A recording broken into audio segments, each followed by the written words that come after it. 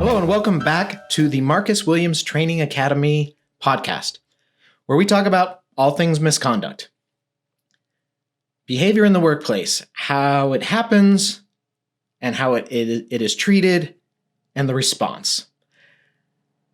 Today is another segment of our Misconduct in the News, and this one's a little bit different though, because this was not a story picked up by the normal news media.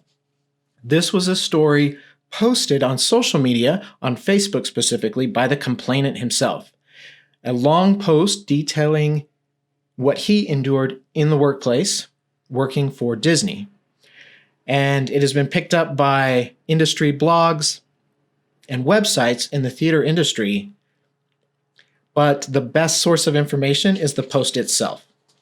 Normally, we don't have essentially the statement from the complainant to work off of. And so we do here, which is interesting. We don't have a response from the accused employee or the employer, Disney. We only have the complainant. So just like in all of our Misconduct in the News segments, all we have is what is publicly available. And so we are going to dive into the story and talk about the response, what was done correctly, what was done incorrectly, and we'll go from there.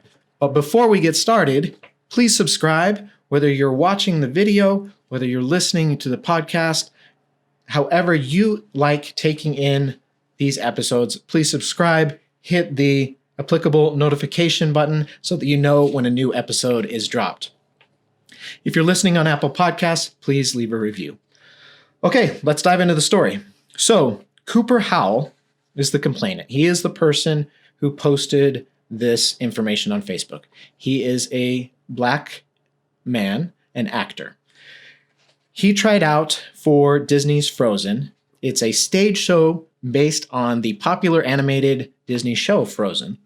And he had no expectations of getting a part, but he was called back, and he ultimately was cast in the role of Prince Hans. Very excited. So he breaks his story into two parts, heaven and hell. And he said at the beginning it was heaven. He got this dream role. He loved the director. He loved the cast. Everyone worked well together. And in his opinion, they put together a magical show. So the director was Liesl Tommy, and she was the one who cast him. And he said she treated him fantastic. So Liesl made sure, almost overly sure, that the people of color in the cast felt equal. From having Disney executives come and tell us that they were happy to have us there, to side conversations with John Lasseter, we were made to feel overly welcome playing the parts we were playing. So everything was going really well. Now, I want to make it very clear that racism is unacceptable in any form, in the workplace, in personal relationships, or anywhere else. This episode, the purpose is not to talk about the racism that he experienced or what that means. It's to talk about it in the context as misconduct in the workplace, a violation of policy that should be investigated and dealt with. So we're focusing on that. So I want to keep focus there and just make that clear from the beginning that that is where we were going with the story. So everything was going great. And then it wasn't. So now we get to the segment on hell. And I just kind of gave you the background. He wrote more about how great it was. But essentially, Tommy went back to New York City, and she was replaced by Roger Castellano, the new director. So Castellano came in, and he told us on the first day his task was to, quote, change the show. Have you ever had a manager who came in the very first day, said, okay, I'm here to change everything. He or she starts making changes, fixing things, basically communicating to you that you're broken, that things are not working well, that it's not going well. Essentially saying here that the show's no good. I've got to change things. And he made it sound like that was his task, like he was hired to do it that way. That's how Howell describes it. So just as it would be in any workplace, the employees were a little taken aback and defensive. Here they are doing their best. They've worked really hard on this show. They thought it was going really well, and suddenly someone comes in and says it's not. So they push back a little bit. So Howell says, everyone's initial reaction was to push back, but when people who questioned their notes or their changes started getting days removed from their schedule or being replaced entirely by a new actor, the Hyperion Theater became a place where no one was allowed to speak out. So they tried this pushback to try saying, hey, but this is why I do it this way. And suddenly there was retaliation. So it wasn't just that the director said, no, I'd like you to do it my way now. I'm the director. Suddenly there was a retaliation. They stopped getting shows. Essentially, it's like if you were on an hourly job, you would stop being put on the schedule. Suddenly your hours drop that you're scheduled to work. So direct retaliation. So this hostile work environment started to form. This is what Castellano was creating. Now, as a director of a show, you're in charge. It's your show. And it can be really frustrating when your cast members start questioning everything you say. You give them a note and they argue about it. Not only does that take a lot of time, but they're not the director. They don't get to see the entire vision of the stage. That is the director's job, not the cast member's job. And having been in that position, it can be really annoying, but it's improper. It's totally wrong to then retaliate against those people. If it becomes a problem, you have a conversation with them off to the side saying, hey, if you think I'm doing something wrong, let's have a conversation about it privately. But when I'm giving notes, I'm the director and I need you to follow them. But anyway, he was taking that role, giving notes and creating this, I'm the boss, I'm in charge. If you question me, you will be punished. Howell said no one felt they could do anything for fear of losing their livelihood. In other words, it got to the point where they thought if they argued or didn't agree, that they would actually lose their job. That was the level of fear among the cast. So now there's the targeting specifically of Howell. So Howell played with a good friend, and it played across from her in the show. She played Princess Anna. Her name is Dominique Patton. So Castellano pulled Howell and Patton into the room and said, when the two of you perform the show together, it's too urban. Too urban. Howell took that as a very racist remark. But as a good actor will do, he asked for clarification. What do you mean by that? Is it in the way that we're speaking, our pattern of speech, our rhythm, the way we move, the way we talk, the way we interact? What specifically are you talking about? And then he said, and when asked what he meant, he smiled with a little shrug and said, quote, you can figure that out. You're smart. End quote. And Howell said from that point on, instead of being Prince Hans, he was Black Hans, and she was Black Anna.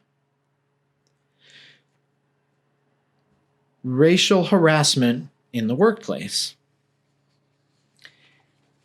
And then he and Patton saw a marked decrease in the number of shows that they were scheduled to do together.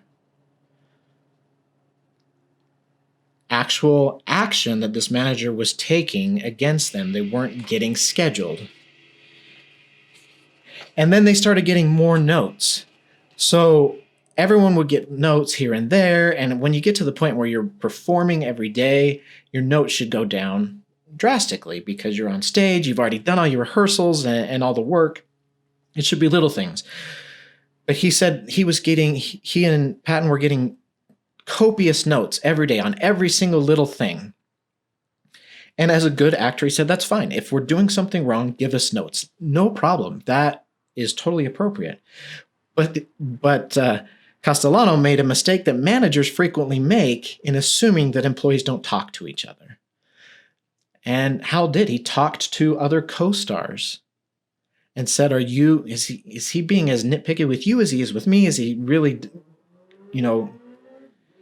giving you this amount of notes? And they all said, no, we're hardly getting any notes at all. It's only you. These notes are targeted at you.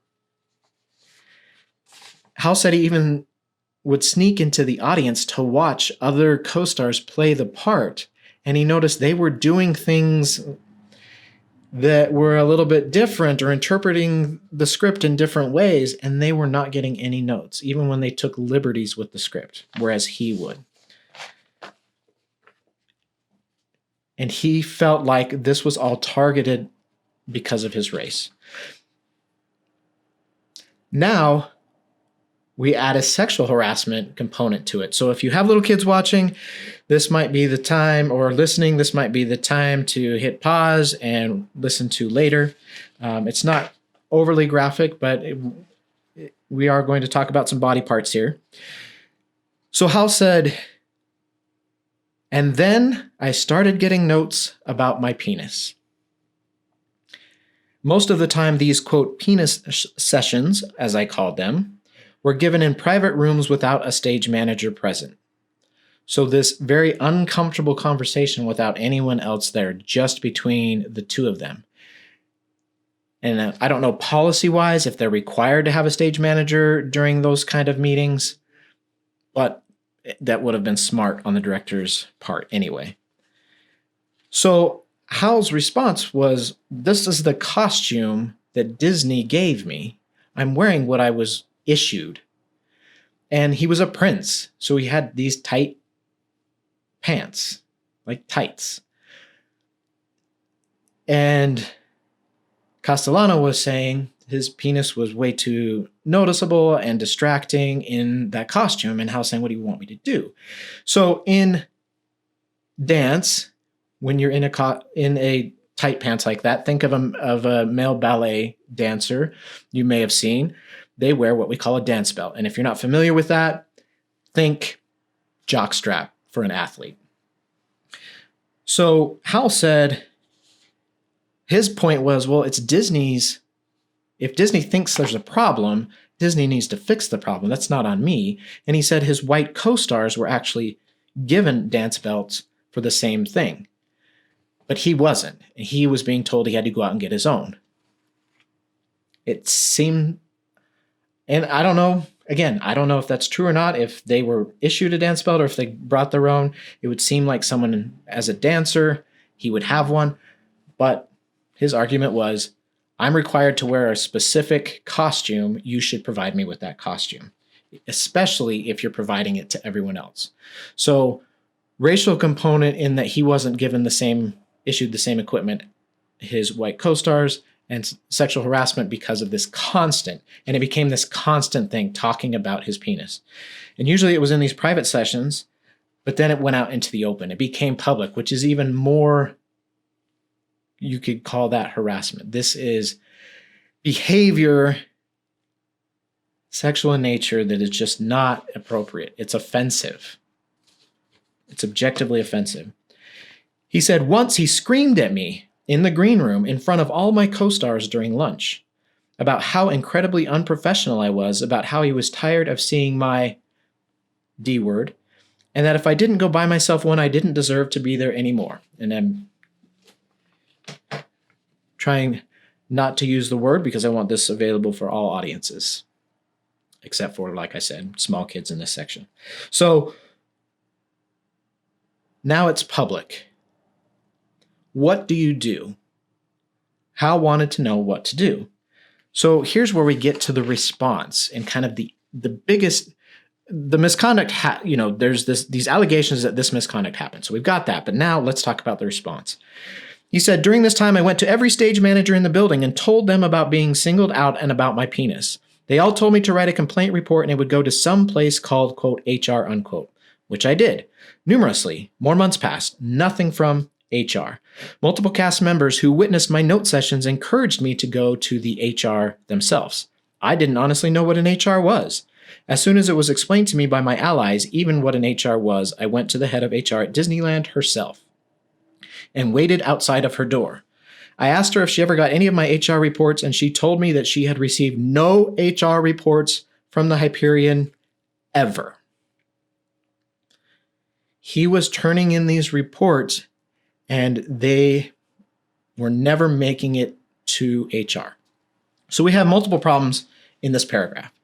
One, clearly we have a training issue that he doesn't know what HR is. The HR is human resources, and that human resources is the place to go if you have a problem, if you have a complaint, if you need help. If there's misconduct being perpetrated against you at work, that's where you go. He should have known that. That should have been part of his onboard training as soon as he was hired. So that's a massive training failure. And you can say, how does someone not know about HR? Well, not everyone has experience with it. And how would they know? Unless someone tells you that that's where you go when you're having a problem, how are you supposed to know that? Major training issue there. Second, coworkers. You need to go to HR. Why didn't someone walk him there? Why didn't someone help him get there? And when he made these complaints to HR, I don't know if they were electronic, if they're paper, who he turned them into, but I hope they didn't go through Castellano's desk, because clearly there needed to be another process to make this complaint. And maybe there is one and he just didn't know what it was, or he didn't submit them to the right person. I don't know, but he thought he was communicating complaints and for months got no response. He thought nobody cared, nobody was doing anything, and it's because they never actually received it. And I don't know where the failure point was in that process. We just know that it was a failure. And there is some responsibility on his part that he should have followed up earlier. He should have made sure that it got to where it needed to go. He should have done some research and some homework to find out. And the coworkers, the stage managers, they should have known that. They've been there. A stage manager is someone who works not just on that show, has probably been there for a long time. They would have known better. Someone should have helped him get his complaint to the right person. So then he goes to the head of HR. He basically bypasses everyone and goes straight to the head. She said, okay, fill out this form. You have someone in your office, says he's made multiple complaints, nothing's been done about him, finds out that you never even got them, and you hand him a form and say, fill this out. How about have a conversation? How about you walk through the form with him to assure him that you are going to do something and that you care? So we're starting off on the wrong foot with the HR response already.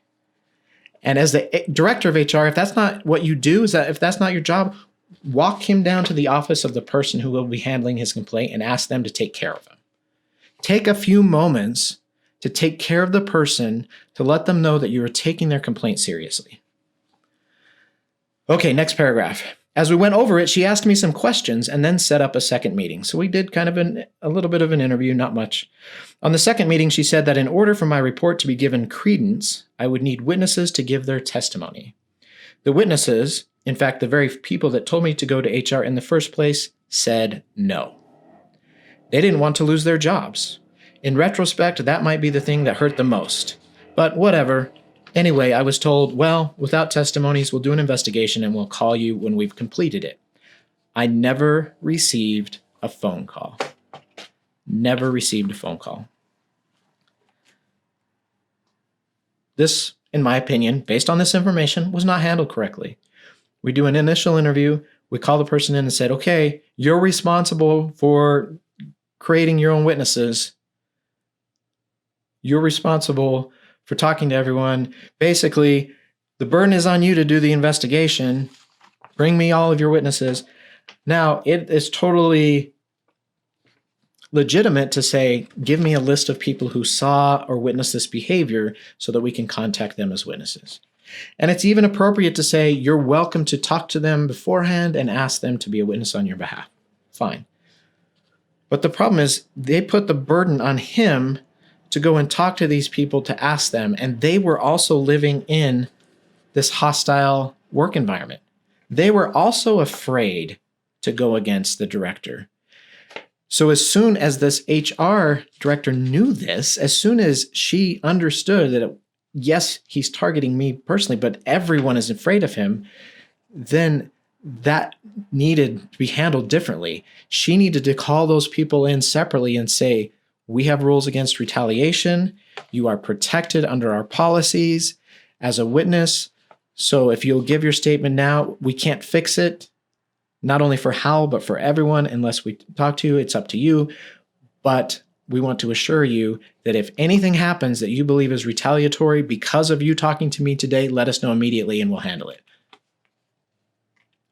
They needed to assure these people that they were free to talk and share what happened without being punished or retaliated against. But instead, she just sat back in her office and said, you go out and do this work. And when he came back and said they don't want to, they're afraid, she said, oh, well, not much we can do. We'll do an investigation. Did they actually do an investigation? It doesn't look like it. They never got back to him. They never told him what happened. He never saw anything actually happening. Nothing was ever fixed. It felt like to him, it was just swept under the rug and nothing was done. That may be, the truth may be totally different. Maybe they did an investigation with as much information as they could. It's very possible, but he doesn't know that because they never communicated that. They lost that trust. So because of this experience, Hal took this role that was his dream role, this heaven, lived through the hell, went to ask for help, got no help, and he ended up quitting. He said he left his job with a horrible bad taste in his mouth because of the way he was treated and the way it was handled. Now, misconduct happens. People are treated badly. They will have bad experiences at work. But that doesn't mean that that needs to color their entire employment experience at your company. If it had been handled correctly, if someone had helped him get to HR sooner, if HR had taken a few extra minutes to show him that they cared, that they wanted to hear what happened, that they wanted to actually fix the issue if there was an issue there, that they wanted to investigate, if they took the time to go down to the theater themselves and maybe watch, or call the actors in and assure them that they were safe to talk, that they wouldn't be retaliated against. All of these things HR could have done to mitigate, to build trust. Even at the end, if they couldn't have substantiated it and they could have said, yeah, yes, he's being mean, he's kind of a bully, but it's not really a violation of our policy. That could have been the result, but there was no result. They didn't do anything. They didn't show they cared. So what happened? Destroyed the entire experience for one employee, and then it got posted to the entire world on Facebook, and it was shared far and wide. That's how this company dealt with this situation of racial and sexual harassment in their workplace. What about other actors?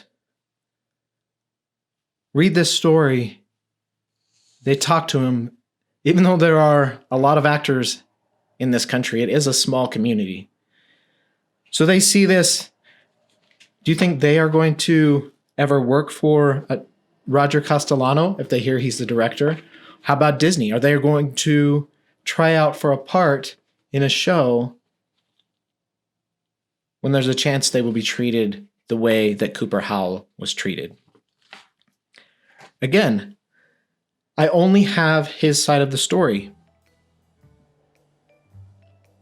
But from that information, from his post, from him sharing his experience, providing essentially his statement to the entire world, we see some clear problems.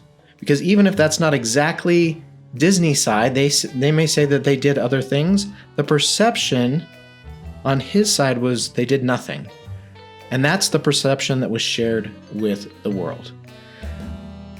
Trust, how you act, taking that extra 5 minutes to build that relationship, to build that trust when someone comes to you for help is so important.